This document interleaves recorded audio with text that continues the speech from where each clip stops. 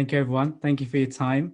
I'm Amit Dev. I'm part of the BHA Youth group, but in an advisory capacity. And I'll introduce myself properly in a second.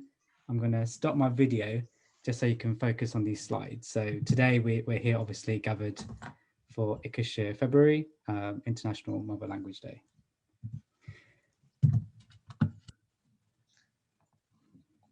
First, I just want to introduce myself. Some of you will know me, many of you won't.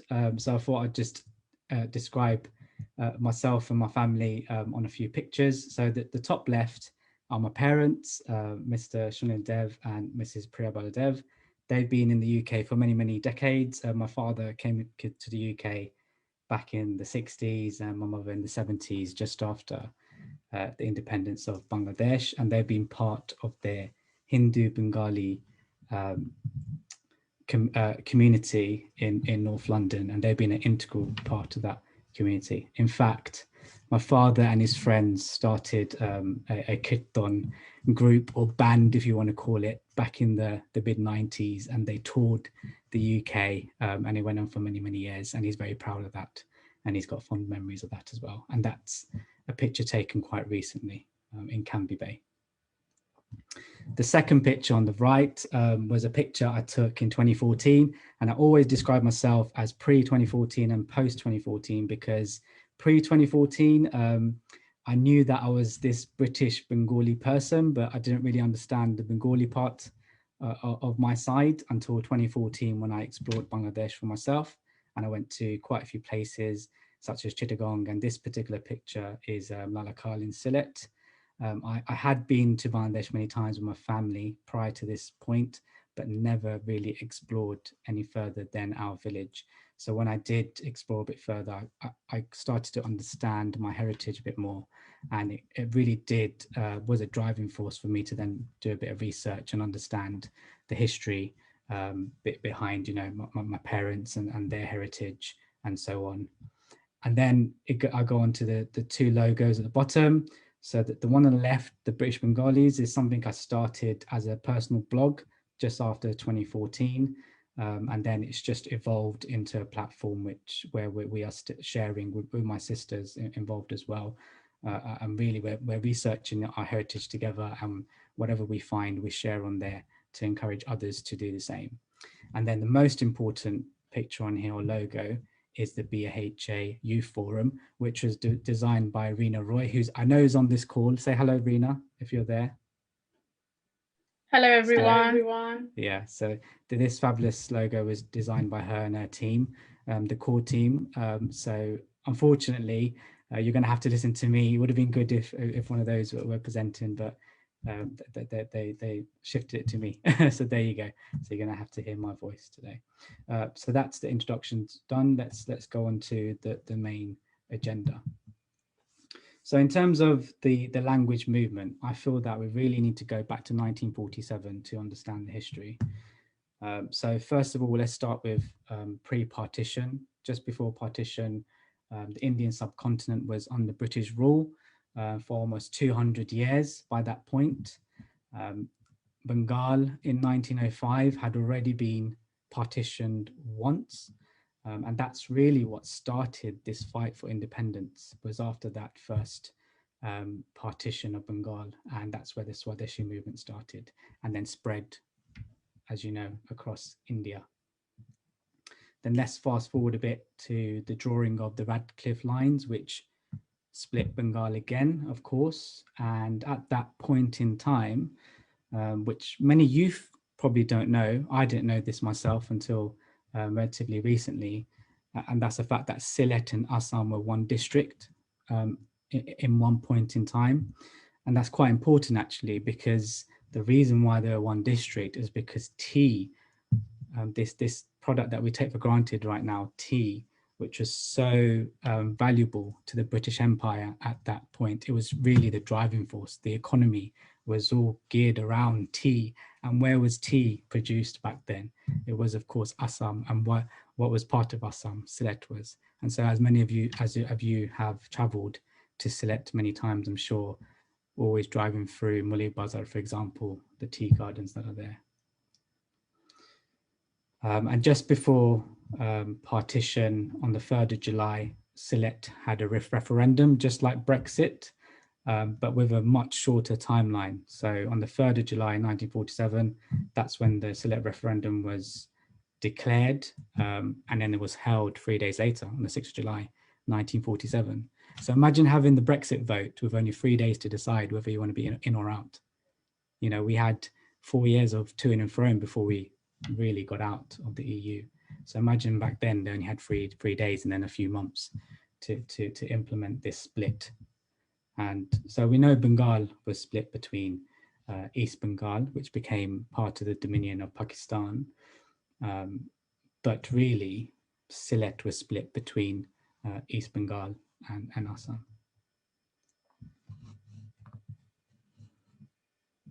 So post-partition, you know, a dream was sold of Pakistan, but it became quite real that that dream wasn't really turning into reality. The East Bengalis knew that their production was a lot higher, their population size was much higher than the Western Wing, but yet the state aid distribution was disproportionate. You know, it favored the Western Wing, really, West Pakistan. There was even a census held which did confirm that 3% of the population, only 3% of the population spoke Urdu at that point. The majority of the population spoke Bengali, over 50%, and the rest was other languages such as Punjabi. But even knowing these facts, the Pakistani legislatures and the civil service was dominated by the Western Wing. And then there was this move towards one single official language, and that language was going to be Urdu.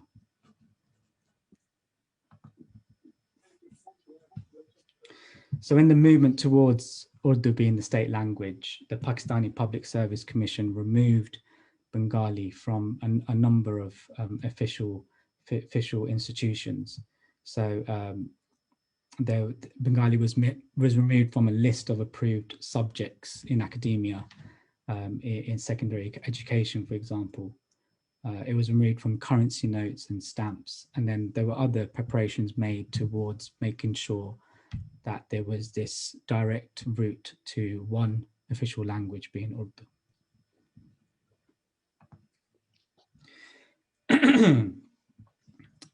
And quite quickly, and protests erupted across Bengal. And by December 1947, the first National Language Action Committee was formed, the Rashtra Bhasha Sangram Parishad, and it followed protests against Urdu being a state language, that initiative that was formed by the Western Wing.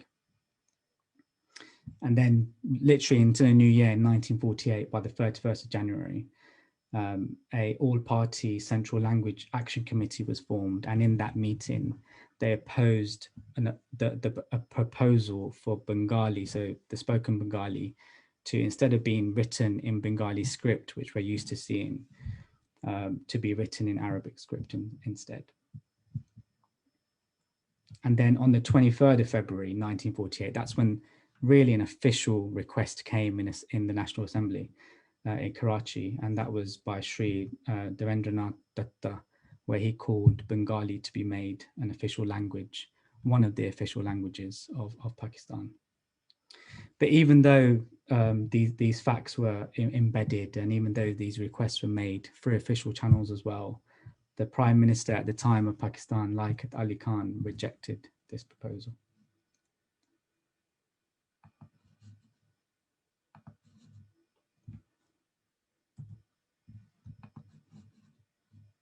Oh.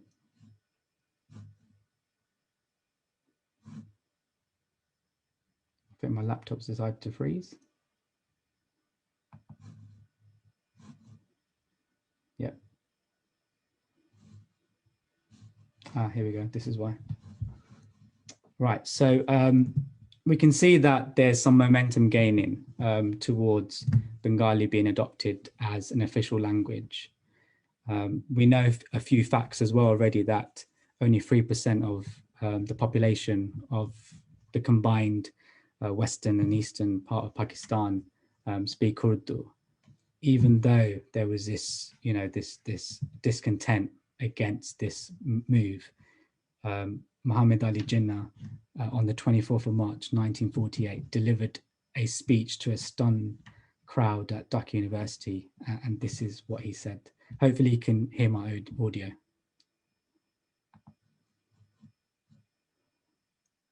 You need no doubt that the state language of Pakistan is going to be Urdu and no other language. So hopefully you heard that. Just in case you didn't, it was effectively the Governor General, Muhammad Ali Jinnah, at the time of Pakistan, saying that there's only going to be one state language and there'll be no other language other than Urdu.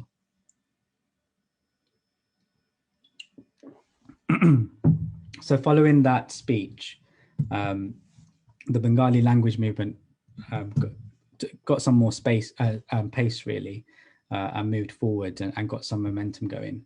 And they had some demands. So the demands were the recognition of the Bengali language as an official language, for the use of Bengali in government affairs, Bengali in education, in the media, the return of Bengali script in currency and stamps, and just the use of Bengali script for Bengali phrases. So a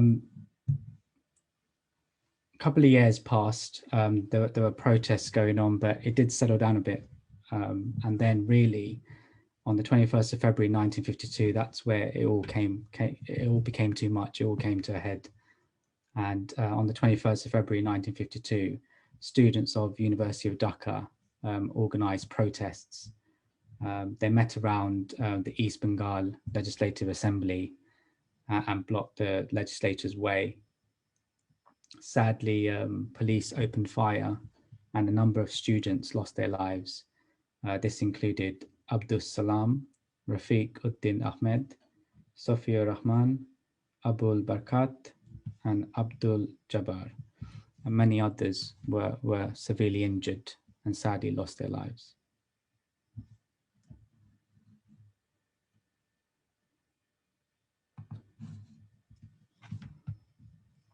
So following these deaths, there was widespread civil unrest. There were many requests by both Hindu and Muslim assembly members to the then Chief Minister of East Pakistan, Nurul Amin, to go and visit the wounded, really, which any Chief Minister would do. But Nurul Amin refused these requests.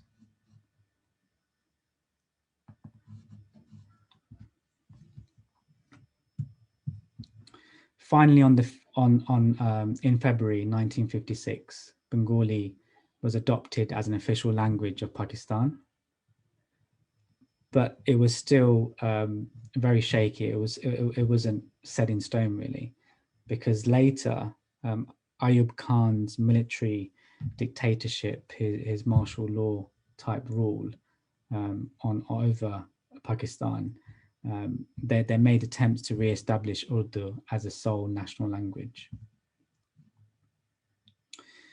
And really, the Bengali language movement is considered a precursor to the fight for independence, for the independence of Bangladesh. And it didn't stop there. So we obviously know Bengalis in East Bengal, they fought for the right to utilize their language in official means. And that was reignited again. The Bengali language movement was reignited on the 19th of May, 1961, but this time in Assam, India, as at that point in that state in India, Bengali was not recognized as an official language, even though Bengalis formed the majority in many districts within Assam. Again, sadly, Bengalis lost their lives. This time 11 were killed by police firing. And that was at Silchar railway station.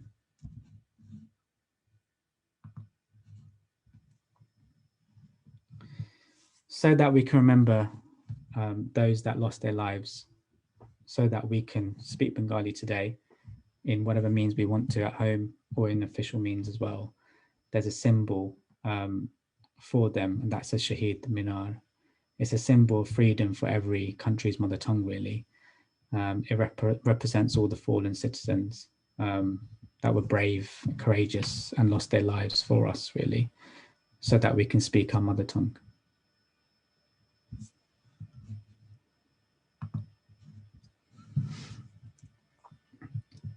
And the legacy of Ekushey February is when UNESCO, they adopted International Mother Language Day to be the 21st of February. And that was declared in 1999. And of course, ever since that fateful day in Bangladesh, Ekushey February is a day of national mourning, and many cultural events are held each year, like they are today. And then each year, UNESCO sets a different theme, and this year the theme is multilingualism.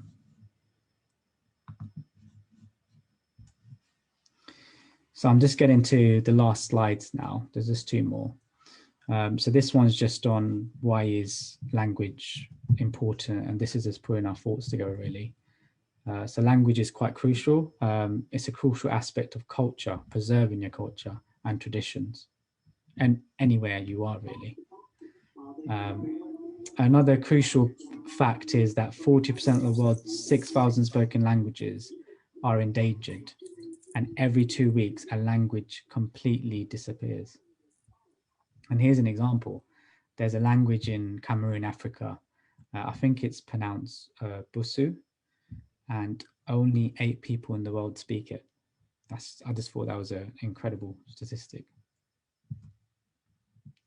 And International Mother Language Day, although it's based on Ekushey February, 21st February, it's not just a Bengali memorial event. It's really a world event to celebrate language and the diversities. I mean, even within Bangladesh, there's many different dialects and languages. And from a youth perspective, so those, who are within that bracket of youth, I can't consider myself youth anymore. I wish I could, but I can't. But those who can, just think about the variety of different voices you have to utilize on a daily basis. I mean, what language do you use at home, for example, when you speak to your parents or your grandparents? At work, your professional voice. With friends, do you use slang? That's a variation in the language you use. And what about this culture? Do you watch Hindi movies, listen to Punjabi songs? There's 5 or 6 different languages you're interacting with there. So it's a very important tool for communication and for preserving culture.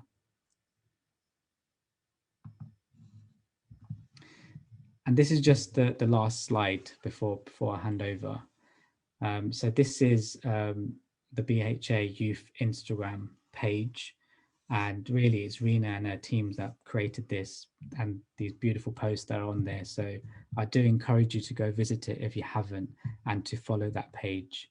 They do provide updates on a regular basis, and just go and check out their posts. The last one was on Rabindranath Tagore, which is an interesting biopic summary piece. It's a mixture of pictures and written text, and it's a really interesting way to engage with the youth, I feel. So I do encourage you to go visit that if you haven't already. And you can find it by just typing in BHA Youth, one word, into your Instagram search icon, sorry. And that's it from me. Thank you for listening.